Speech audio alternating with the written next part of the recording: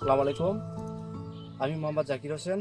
আমি গ্রুপের field supervisor হিসেবে আছি। তো আজকে আমরা এক কৃষক ভাইয়ের সঙ্গে কথা বলবো। চলুন। আসসালামু আলাইকুম। ওয়ালাইকুম আসসালাম। জিন্নালি ভাই ভালো আছেন? আছে ভাই ইনশাআল্লাহ। এটা হচ্ছে আমাদের জিন্নালি ভাই, তিনি হচ্ছে জমির মালিক। তো আজকে আমরা ওনার সঙ্গে কথা বলবো। তো ওনার কাছ থেকে আমরা সংক্ষেপে শুনে আসি যে আসলে বিস্তারিত কী রকম করে কী করা হয়। জিন্নালি ভাই, আমরা তো দেখতে পাচ্ছি আপনি লাউ গাছ লাগাইছেন। হ্যাঁ, এটা আপনি বীজটা যে লাগাইছেন, এই বীজের নামটা কি? বীজের নাম ইসলামী। ইস্পাহানি বীজ। ওটা অবশ্যই তো ভালো একটা বীজ, যেটা আপনি নির্বাচন করে বীজটা লাগাইছেন। হ্যাঁ, একটা আমাদের আইডিয়া দিবেন যাতে আমরা বুঝতে পারি। বিঘা প্রতি লাউ আসবে মনে করেন যে 15 থেকে 1800। 15 থেকে 1800।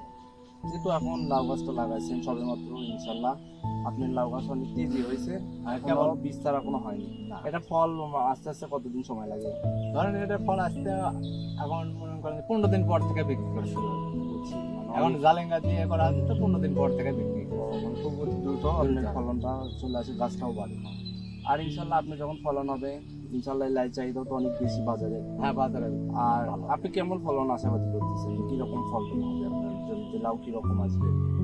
আশা করি ভালো হবে। গাছের এখন পরিস্থিতি দেখা যাচ্ছে ভালো, ইনশাআল্লাহ আশা করি ভালো হবে। বুঝছি। ইনশাল্লাহ আমরা গোলাপ টিম আপনার জন্য দোয়া করি যে আপনি যেহেতু অনেক কষ্ট করে চাষবাস করতেছেন, লাউ চাষ করছেন, আপনি অনেক লাভবান হন আপনার লাউ বিক্রি করে। আমাদের গোলাপ টিম থেকে আপনি কি কি সুযোগ সুবিধা পেয়েছেন? সুবিধা পাচ্ছি মনে করেন যে বীজ, সার। বীজ পাইছেন, সার পাইছেন। আমরা পাশাপাশি আপনাকে যদি উন্নত জাতের কীটনাশক দিয়ে থাকি, তাহলে কি আপনি আরো আপনার জমিতে ফলন বাড়াতে পারবেন? বাড়াতে পারবো ইনশাআল্লাহ। ইনশাল্লাহ ফলন বাড়াতে পারবেন।